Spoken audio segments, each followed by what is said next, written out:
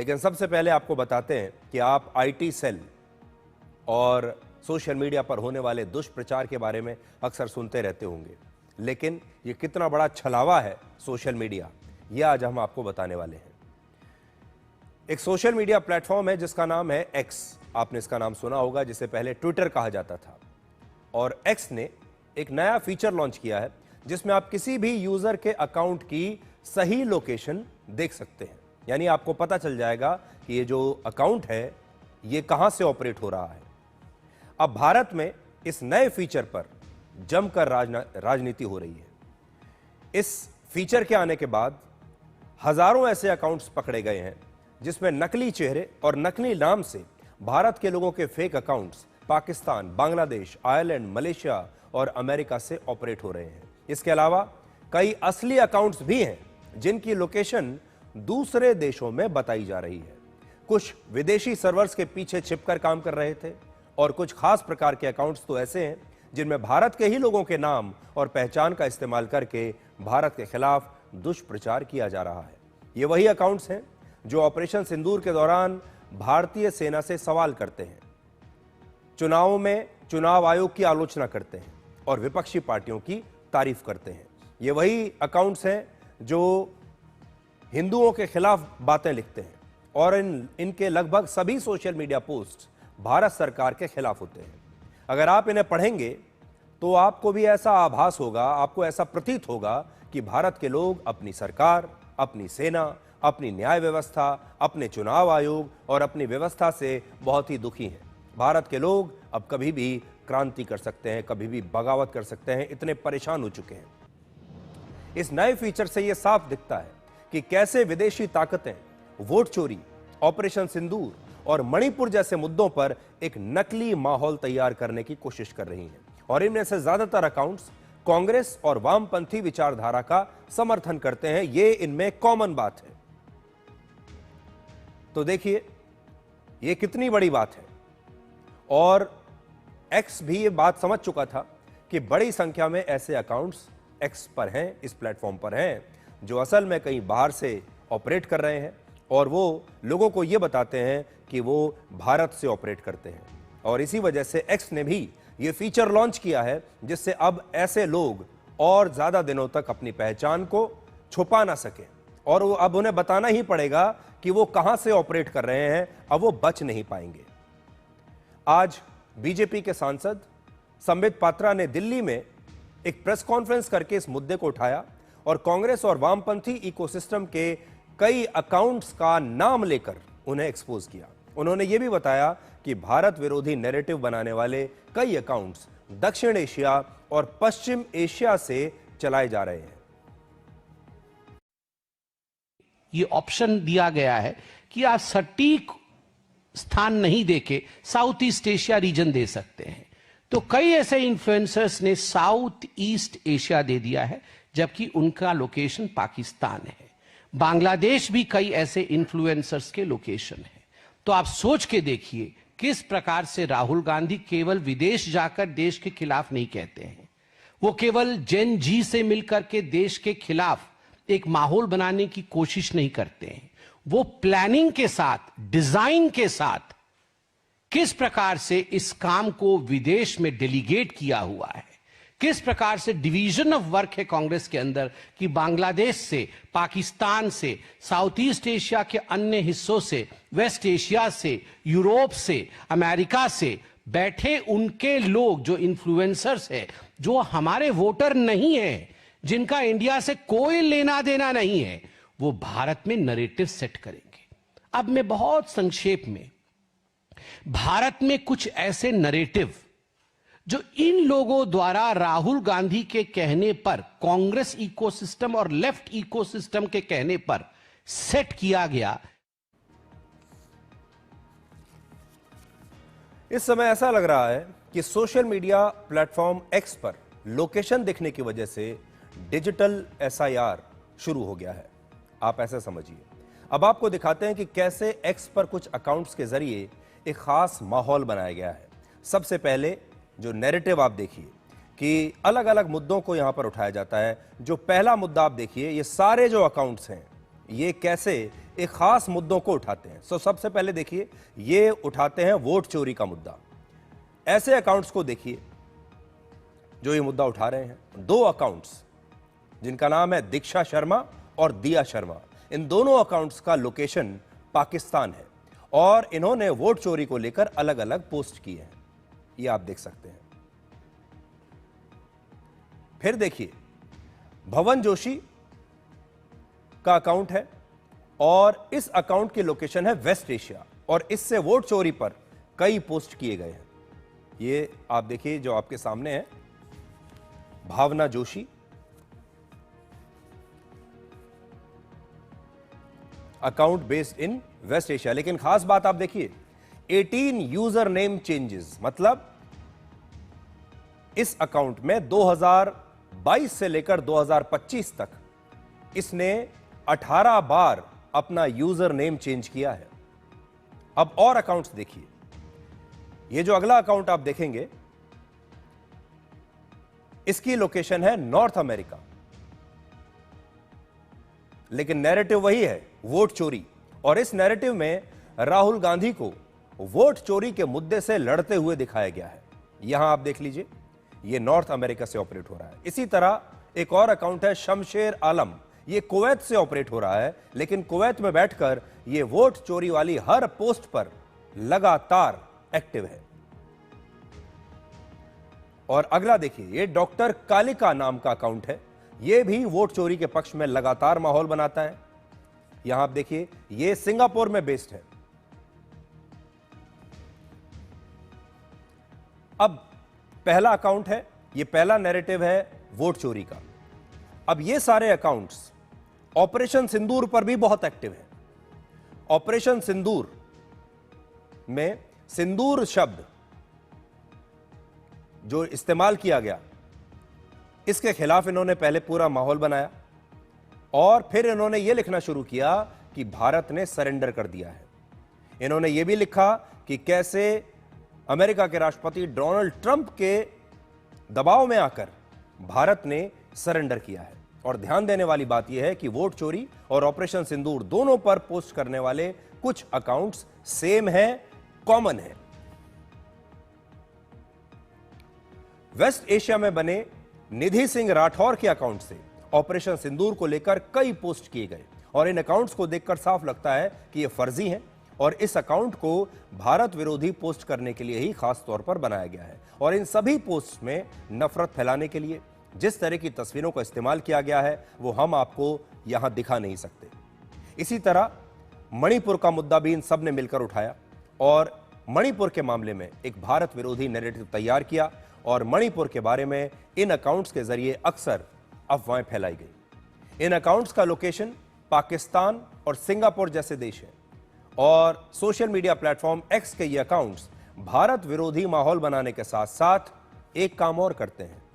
इनके सारे post Congress party की तारीफ में होते हैं, इनके सारे पोस्ट राहुल गांधी की तारीफ में होते हैं। जैसे साउथ एशिया में बने विघ्नेश आनंद के अकाउंट से राहुल गांधी की जमकर तारीफें होती हैं। अब आपको एक और बड़ा दिलचस्प पैटर्न दिखाते हैं, कैसे इन अकाउंट्स के जरिए एक तरफ वोट चोरी का मुद्दा उठाया जाता है और दूसरी तरफ राहुल गांधी को हीरो बताया जाता है। अब बीजेपी का आरोप है कि ये अकाउंट्स राहुल गांधी के लिए एक टूल किट के तौर पर काम करते हैं और पाकिस्तान से काम कर रहे दिया शर्मा नाम के अकाउंट से एक पोस्ट में वोट चोरी का नैरेटिव बनाया गया और दूसरे पोस्ट में राहुल गांधी की तारीफ की जाती है। इसी तरह से वेस्ट एशिया से चल रहे निधि सिंह राठौर के अकाउंट से पहले वोट चोरी पर सवाल उठाए जाते हैं और फिर बाद में राहुल गांधी को हिंदुस्तान का हीरो बताया जाता है। सिंगापुर के एक और अकाउंट से राहुल गांधी को न्याय के लिए लड़ने वाला बताया गया है, जबकि दूसरे पोस्ट में हरियाणा में वोट चोरी पर राहुल गांधी के दावे को बिल्कुल सही ठहराया गया है। इनसे कई अकाउंट्स का यूजर नेम इनमें से बार बार बदला गया है। जैसे निधि सिंह राठौर और शिखा सिंह का यूजर नेम 26 बार बदला गया, भावना जोशी का यूजर नेम 18 बार बदला गया। एक और अकाउंट है alt news, ALT alt news, इसका यूजर नेम 3 बार बदला गया, जबकि दिया शर्मा का अकाउंट अब सस्पेंड हो चुका है। अभी तक हमने आपको जो अकाउंट्स दिखाए हैं उनका लोकेशन भारत के बाहर था। ज्यादातर अकाउंट्स को देखकर ऐसा लगता है कि या तो ये फर्जी हैं और या फिर अपनी पहचान छुपाने के लिए ये कहीं और से ऑपरेट कर रहे हैं। बहुत सारे अकाउंट्स ऐसे हैं जिनमें कोई तस्वीर नहीं है और ये वेरीफाइड भी नहीं है। कई के नाम तो बिल्कुल मनगढ़ंत है।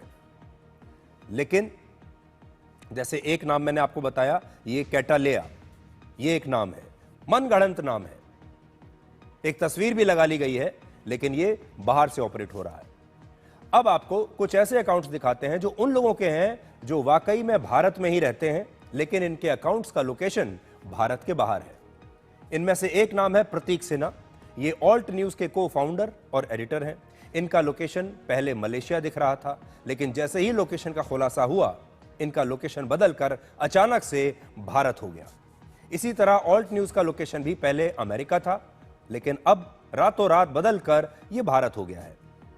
अब ये प्रतीक सिन्हा हो, ऑल्ट न्यूज हो, इन सभी अकाउंट से भारत विरोधी नैरेटिव चलाए जाते हैं। एक खास विचारधारा को प्रमोट किया जाता है, कुछ खास नेताओं को ही प्रमोट किया जाता है और कुछ खास मुद्दे ही लगातार उठाए जाते हैं। एक और सोशल मीडिया इन्फ्लुएंसर है अर्पित शर्मा। यह भी सोशल मीडिया पर भारत विरोधी माहौल बनाने के काम आता है और इसके अकाउंट का लोकेशन है यूरोप।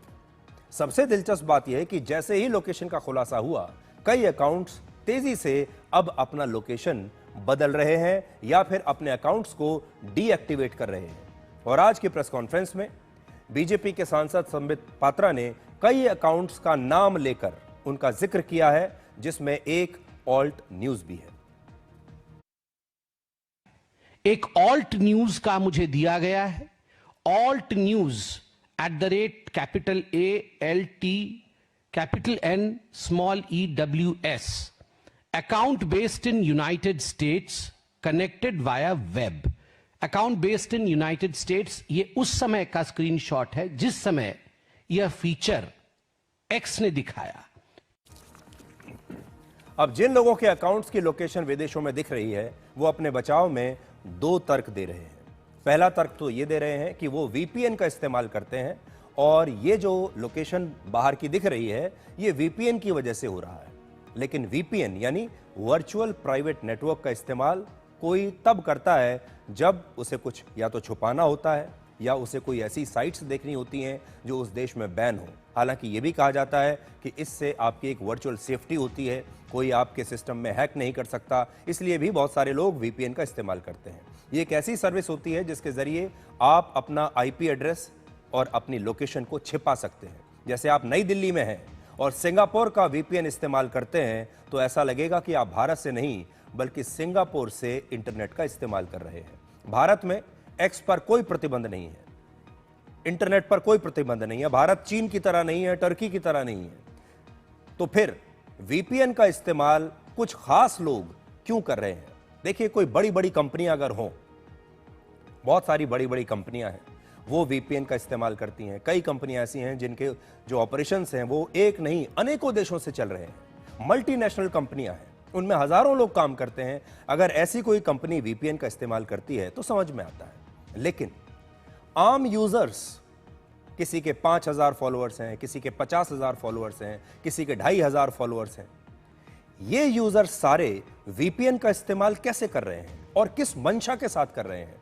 और फिर यही लोग भारत के खिलाफ इतना बड़ा दुष्प्रचार क्यों कर रहे हैं? सबसे बड़ी बात यह है, मुद्दा VPN का इस्तेमाल करने का भी नहीं है। मुद्दा यह है कि ये सारे खास लोग एक स्पेशल पैटर्न के तहत काम करते हैं। तो बड़ा सवाल यह है कि क्या अपनी लोकेशन छिपाने के लिए VPN का इस्तेमाल करके विदेशी सर्वर्स का इस्तेमाल किया जा रहा है? दूसरा तर्क यह भी दिया जा रहा है कि एक्स के टेक्निकल ग्लिच की वजह से लोकेशन दूसरे देशों की आ रही है, यह गलती से हो रहा है, यह कोई टेक्निकल फॉल्ट है। एक बड़ा सवाल यह है कि अगर किसी ने दूसरे देश की यात्रा नहीं की है तो सिर्फ कुछ ही घंटे में उनकी ये लोकेशन धीरे धीरे कैसे बदलती जा रही है। और ये खास तौर पर मैं उन लोगों के लिए कह रहा हूं जिनके व्यक्तिगत अकाउंट है, इंडिविजुअल अकाउंट है, कंपनियों के अकाउंट्स की तो मैं बात ही नहीं कर रहा यहां। आज ये भी तर्क दिया जा रहा है कि कई बड़ी कंपनियों के अकाउंट्स का लोकेशन भी दूसरे देशों में है, लेकिन ये कंपनियां जिनके बारे में ये जो इस प्रकार के लोग हैं जिनके नाम हमने लिए, ये आज आ रहे हैं और कह रहे हैं कि देखिए बड़ी बड़ी दूसरी भी कंपनियां बता रहे हैं कि उनके भी तो दूसरे देशों से अकाउंट्स चल रहे हैं। लेकिन आपको एक बात ये समझना होगा, जो बड़ी बड़ी कंपनियों के ये नाम ले रहे हैं, कई चैनल्स के भी नाम लिए जा रहे हैं, ये सारे भारत के खिलाफ दुष्प्रचार नहीं करते। अगर किसी कंपनी का अकाउंट कहीं बाहर से चल रहा है, वो कंपनी अपने इस्तेमाल के लिए उस अकाउंट को रखे हुए है, उसमें कंपनी के बारे में, कंपनी अपनी पॉलिसीज के बारे में बता रही है। वहां से भारत के बारे में दुष्प्रचार नहीं हो रहा, वहां से वोट चोरी का मुद्दा नहीं उठाया जा रहा। ये इस प्रकार के जो व्यक्तिगत अकाउंट हैं जो बाहर से ऑपरेट हो रहे हैं और एक खास राजनीतिक एजेंडा पर चल रहे हैं, ये बात उनकी है। आज अगर आप किसी भी कंपनी का नाम लेंगे, उस कंपनी का कोई व्यक्तिगत एजेंडा नहीं है। अगर आप उनके सारे अकाउंट्स को देखेंगे तो उनमें से आपको एक भी पोस्ट ऐसा नहीं मिलेगा जो आप ये कह सकें कि ये भारत के खिलाफ है या ये किसी खास एजेंडे के तहत हो रहा है। ये जो कंपनियां हैं और जो दूसरी चीजें हैं जिनके अकाउंट्स के नाम लिए जा रहे हैं कि इनके भी बाहर हैं, ये वोट चोरी पर माहौल नहीं बना रही, ये एसआईआर का विरोध नहीं कर रही, ये ऑपरेशन सिंदूर पर भारतीय सेना से सवाल नहीं पूछ रही। ये बड़ी बड़ी कंपनियां हो सकता है कि वीपीएन का सही इस्तेमाल कर रही होंगी, लेकिन जिनके बारे में आज हम आपको बता रहे हैं, ये बड़ी कंपनियां नहीं हैं, ये संस्थान नहीं है, ये व्यक्तिगत लोग हैं, एक एक नाम से अकाउंट बने हुए हैं। और ये एक ऐसा विषय है जो हमारे देश में ज्यादातर लोगों को अभी भी समझ में नहीं आएगा, बहुत टेक्निकल विषय है। इसलिए आज हमने अपने साथ एक विशेषज्ञ को शामिल किया है इस अपने प्रोग्राम में, और हमारे साथ हैं अमित दुबे, जो एक बहुत मशहूर साइबर एक्सपर्ट हैं और साइबर फॉरेंसिक्स और एथिकल हैकिंग के भी ये विशेषज्ञ हैं, और मुंबई से हमारे साथ इस समय ये जुड़ रहे हैं। अमित, मैं आपका बहुत बहुत स्वागत करता हूं, और सबसे पहले आपसे ये चाहता हूं कि आप हमारे जो दर्शक हैं उन्हें सरल भाषा में ये समझाइए कि जो पूरा मामला है कि एक्स पर कुछ खास लोगों के अकाउंट्स मिल रहे हैं, ये बाहर से ऑपरेट हो रहे हैं और ये खास विचारधारा को प्रमोट करते हैं, इसके पीछे आप क्या देखते हैं? देखिए, पहले ये चीज समझना जरूरी है कि एक्स का इम्पैक्ट किसी भी देश के लिए कितना ज्यादा है। यदि आप भारत की बात करें तो भारत में 2-2.25 करोड़ के करीब यूजर्स हैं एक्स के। 140 करोड़ से ज्यादा की पॉपुलेशन में 2 करोड़ लोग किसी भी मेन स्ट्रीम मीडिया का नैरेटिव सेट कर सकते हैं। ये पावर है एक्स की। अब किसी भी मुद्दे पे, छोटे से मुद्दे पर लोग ऐसे चीजें ट्रेंड कराने लगते हैं और उसके बाद देखा जाता है कि इसमें 30% लोग तो फर्जी है और बाकी जो 50% लोग हैं वो देश के ही नहीं है, वो देश के बाहर से हैं।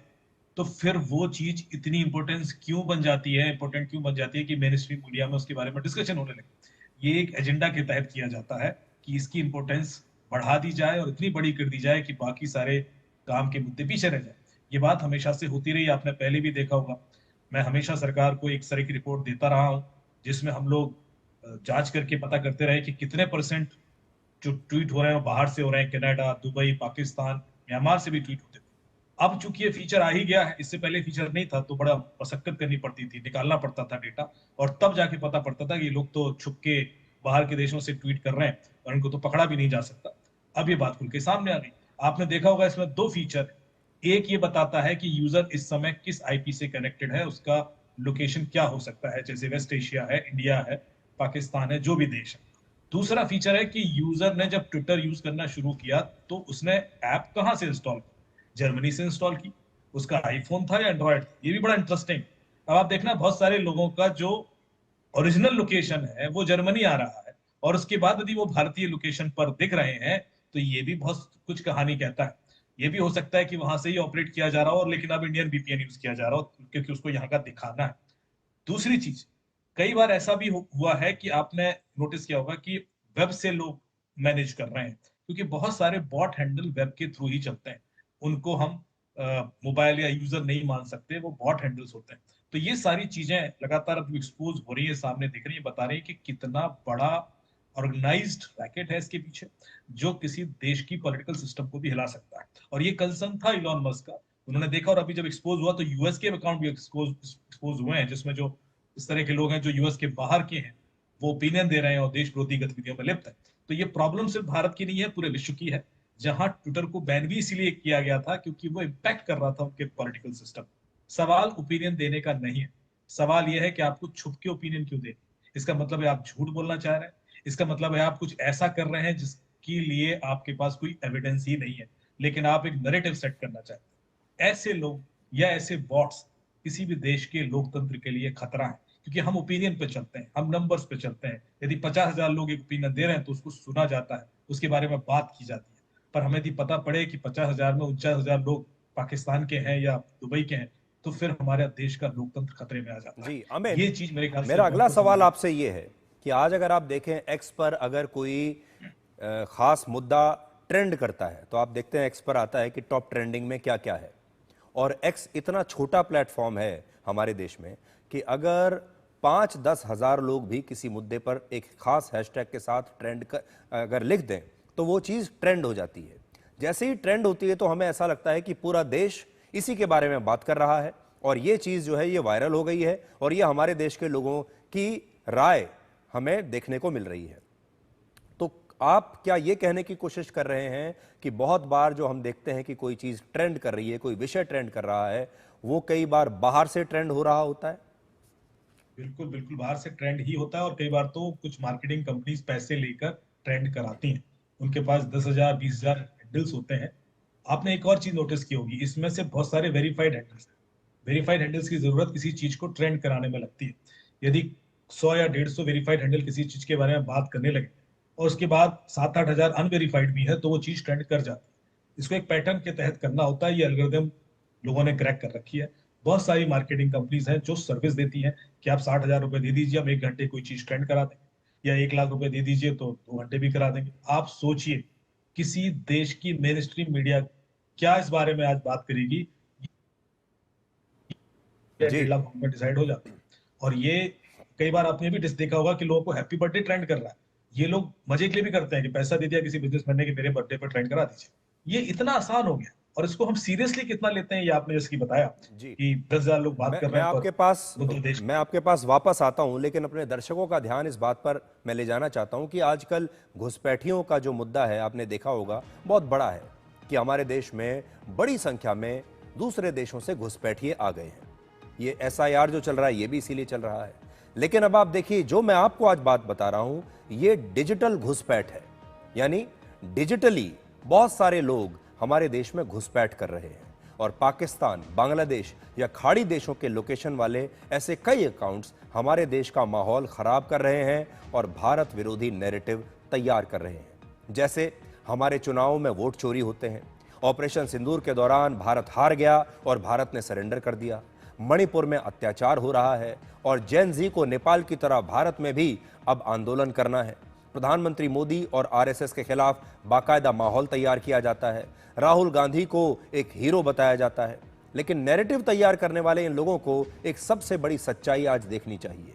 हमारे देश में सोशल मीडिया प्लेटफॉर्म एक्स पर कुल मिलाकर सिर्फ 2 करोड़ 45 लाख अकाउंट्स के आसपास हैं। 2 करोड़ 45 लाख अकाउंट्स हैं हमारे देश में। तो जो लोग इसे बहुत गंभीरता से लेते हैं उन्हें आज हम ये बात बता रहे हैं। हमारे देश की जनसंख्या है 146 करोड़ और उसमें से लगभग 2.5 करोड़ लोग एक्स पर हैं, यानी कुल जनसंख्या का सिर्फ 1.6% हिस्सा ही एक्स पर एक्टिव है। यानी 2% से भी कम लोग, 1.5% लोग देश में एक खास नैरेटिव बनाने की कोशिश करते हैं और फिर उस मुद्दे को ट्रेंड भी कराते हैं।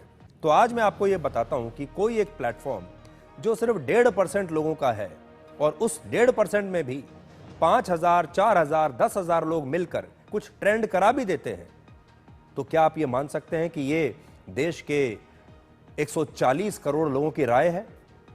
क्या ये 10,000 लोग तय कर रहे हैं कि देश में 146 करोड़ लोगों की राय क्या है, उनकी सोच क्या है? क्या ये 10-20 हजार लोग ये तय कर देंगे कि हमारे देश के लोग राहुल गांधी को हीरो मानते हैं या फिर प्रधानमंत्री मोदी को हीरो मानते हैं या फिर चुनाव सही हुए हैं या गलत? सच ये है कि इस नैरेटिव या ट्रेंड का असर कभी भी चुनाव पर पड़ता नहीं, वोटरों पर पड़ता नहीं। ये आपने हमेशा देखा होगा और बिहार चुनाव के नतीजे इसका सबसे बड़ा सबूत है। अगर आप एक्स पर जाएंगे तो आपको लगेगा कि बिहार में तो बीजेपी बुरी तरीके से हार रही है। आप एक्स पर जाएंगे तो आपको ऐसा लगेगा कि ऑपरेशन सिंदूर के दौरान पाकिस्तान जीत गया, भारत का बुरा हाल हो गया और भारत ने अमेरिका के दबाव में समझौता किया है। आप अगर एक्स पर जाएंगे तो आपको लगेगा कि मणिपुर तो भारत से कट के अलग हो गया है। लेकिन सच्चाई इसके बिल्कुल उलट है और यही बात मैं आपको बता रहा हूं कि ये 1.5% लोगों का प्लेटफॉर्म आज ये तय करने की कोशिश कर रहा है कि इस देश के 140-45 करोड़ लोग क्या सोचते हैं। बिहार चुनाव में एसआईआर के खिलाफ बाकायदा माहौल बनाया गया, वोट चोरी को इतना बड़ा मुद्दा बनाया गया। चुनाव के दौरान ये मुद्दे सोशल मीडिया पर लगातार ट्रेंड कर रहे थे, लेकिन चुनाव में इसका कोई असर नहीं हुआ और विपक्ष की कितनी बड़ी हार हुई ये आप आज खुद देख चुके हैं। इसलिए एक बड़ी बात यह है जिस पर मैं वापस अमित के पास जा रहा हूं और वो ये कि सोशल मीडिया प्लेटफॉर्म खास तौर पर जैसे एक्स है, ऐसा लगता है कि देश का आम आदमी तो एक्स पर है ही नहीं।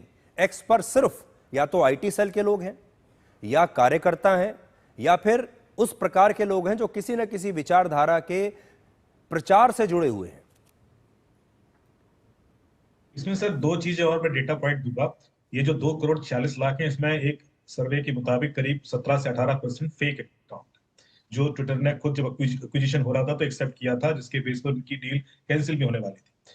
लेकिन उसके बाद शायद बात यह हो गई कि उसी वजह से तो वो कमाते हैं जो फेक अकाउंट है, तो वो एक पॉजिटिव भी बन गया। लेकिन यहाँ पर 85% मेल है, जो 2.5 करोड़ में आप बात की है, 15% फीमेल है। लेकिन जब मैं फ्रॉड अकाउंट की बात करता हूँ जिनके बारे में हम सवाल कर रहे हैं, तो ये रेशियो बदल जाता है। उसमें करीब 65% फीमेल होती है और 35% मेल होते हैं। इसका मतलब है वो जानबूझ के फीमेल फेसेस यूज करते हैं ताकि भरोसा बने लोग। ये बड़ी स्ट्रैटेजी है। जब कोई फीमेल किसी बारे में बात कर रही है तो डिफॉल्ट आपका जो एक्सेप्टेंस लेवल है वो हाई होता है, उस पर आप सवाल कम करते हो, जबकि एक मेल को आप क्वेश्चन भी कर सकते हो। तो ये एक रेशियो देखो कैसे रिवर्स हो जाता है। ये 2.5 करोड़ की बात करेंगे तो 85% और 15% है, लेकिन जब मैं उसमें से सिलेक्टिव वो वाले निकाल लूं जो जो इस तरह के नैरेटिव सेट कर रहे हैं और वो देश के बाहर के हैं, तो फीमेल ज्यादा है मेल का। ये जानना इसलिए जरूरी है कि ये और पुख्ता करती है इस चीज को कि ये बड़े स्ट्रेटजी के थ्रू हो रहा है और ये चीज आउटराइटली रिजेक्ट करनी चाहिए। यदि कभी भी किसी मुद्दे पर इस तरह के लोग बयान करें तो उसको किस तरह से आप काउंटर कर सकते हैं जी। और जो आपने एक और चीज जो सर आपने बोली कि इंपोर्टेंस देश में मेन स्ट्रीम मीडिया ने जो बनाई, क्योंकि इसमें यदि हम और क्लासिफाई करेंगे तो जर्नलिस्ट नॉर्मली ट्विटर पर होते हैं, जो जो ये साहित्यकार हैं वो हैं ट्विटर पर, या आर्टिस्ट होंगे क्योंकि वो उस चीज के बारे में ओपिनियन देना चाहते हैं। तो मैं 30-40% वो निकाल देता हूँ। आम आदमी बहुत ही कम है आम, और उसके बाद जो मैं बोल रहा हूँ 20-25% फेक है। तो आम आदमी तो है ही नहीं। उस आम आदमी का मतलब है कि वो व्यक्ति जो शायद हर मुद्दे के बारे में एक ओपिनियन रखता है पर वो ट्विटर पर नहीं बोल रहा है, वो उसका प्लेटफॉर्म कुछ और है। ये चीज हमें समझनी होगी। जी, एक सवाल मैं आपसे और जानना चाहता हूं। इनमें से बहुत सारे लोग आज ये कह रहे हैं कि मैं तो वीपीएन का इस्तेमाल करता हूं और वीपीएन इस्तेमाल करने की वजह से मेरी लोकेशन कहीं बाहर से आ रही है। तो ये वीपीएन का इस्तेमाल करने का मैं समझ सकता हूं, अगर कोई बड़ी कंपनी है, कोई संस्था है, कोई चैनल है जिसके पास हजारों की संख्या में उसके कर्मचारी हैं और कई देशों में उसके ऑपरेशंस चलते हैं, वो वीपीएन का इस्तेमाल कर रहा होगा, मुझे समझ में आता है। लेकिन जो इंडिविजुअल्स हैं, व्यक्तिगत जो अकाउंट्स हैं, अगर वो भी वीपीएन का इस्तेमाल कर रहे हैं तो इसके पीछे क्या कारण या मंशा हो सकती है? तो पहले तो ट्विटर को इस्तेमाल करते समय वीपीएन इस्तेमाल करने का कोई औचित्य बनता नहीं है, क्योंकि वहां तो आप बताना चाह रहे हो ना कि आप किस देश में हो क्या हो, लेकिन वो वीपीएन का इस्तेमाल कर रहे हैं और किसी भी ऐसे पर्पस के लिए कर रहे हैं जो भारत में बैन है उस चीज को करने के लिए, तो वो भी इलीगल ही है। इसका मतलब आप कुछ तो इलीगल जरूर कर रहे हैं जिस वजह से आपके फोन में वीपीएन है, या आप कारण बता दीजिए। मैं आपको बताता हूँ लोग इंडिया में वीपीएन क्यों यूज करते हैं। या तो वो कोई ऐसी वेबसाइट एक्सेस कर रहे हैं, पोर्नोग्राफिक वेबसाइट जो बैंड है भारत, या वो कोई गेम डाउनलोड करना चाहते हैं जो बैंड, या वो कोई ओटीटी कंटेंट देखना चाहते हैं जो बैंड है, या वो डार्क वेब में घुसना चाहते हैं। इसके अलावा वीपीएन का कोई इस्तेमाल पॉजिटिव दिखता नहीं है आम यूजर के लिए। वो हमें वीपीएन करता क्या है, सिंपल भाषा में थोड़ा समझा देते हैं। जब आप एक वीपीएन एप्लीकेशन इस्तेमाल करते हैं तो आपकी जो लोकेशन है वो आप किसी और देश में मूव कर सकते हैं। आप बता सकते हैं कि मैं जर्मनी में हूं या मैं पाकिस्तान में हूं, और उस वजह से जो प्लेटफॉर्म है उसको लगता है कि आप भारत में नहीं है और वो आपको उन चीजों का एक्सेस देता है जो भारत में बैंड है। ये एक रीजन है जिस वजह से वीपीएन लोग इस्तेमाल करते हैं। लेकिन यदि वो अपने आप को छुपाने के लिए बोल भी रहे हैं कि मैं वीपीएन पे हूं, तो भी वो कुछ गड़बड़ ही कर रहे हैं। वो कुछ खुराफाती कर रहे हैं, कुछ ऐसा ही कर रहे हैं जो देश में कानून के तहत ठीक नहीं है।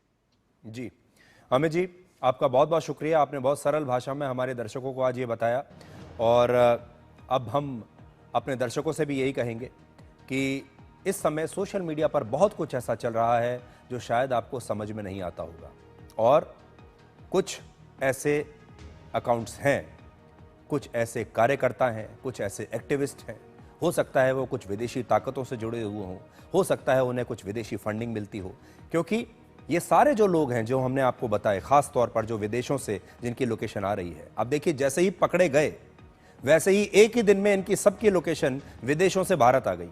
अगर ये कल तक वीपीएन इस्तेमाल कर रहे थे और लोकेशन मलेशिया आ रही थी, तो आज उसी वीपीएन पर लोकेशन भारत कैसे आ गई? इनसे कोई ये पूछे। और सबसे बड़ी बात है, बार बार जो हम आपसे कहते हैं, मंशा क्या है आपकी? इन सब की जो मंशा है वो एक ही है, और वो है भारत को लेकर दुष्प्रचार करना, भारत को एक कमजोर देश बताना, भारत की हार साबित कर देना, भारत के चुनावों को यह साबित कर देना कि ये चुनाव धांधली से होते हैं, और कुल मिलाकर एक देश को जो कमजोर करने की पूरी रणनीति होती है, ये उस पर काम कर रहे हैं। ऐसा बांग्लादेश में हो चुका है, हमने देखा है, ऐसा नेपाल में हो चुका है, हमने देखा है। वहां पर भी ये क्रांति इंटरनेट के जरिए और सोशल मीडिया के जरिए ही लाने की कोशिश की गई थी। लेकिन भारत बहुत बड़ा देश है, यहां 146 करोड़ लोग रहते हैं। ये मुट्ठी भर 2, 4, 10, 20 हजार लोगों से 50 हजार लोग अगर ये अकाउंट बना भी लेंगे, ये बात सही है कि ये वायरल करा देते हैं चीजों को, ये ट्रेंड करा देते हैं, लेकिन आज भी हमारा जो भरोसा है भारत के लोगों में, भारत के दर्शकों में, वो अटूट है।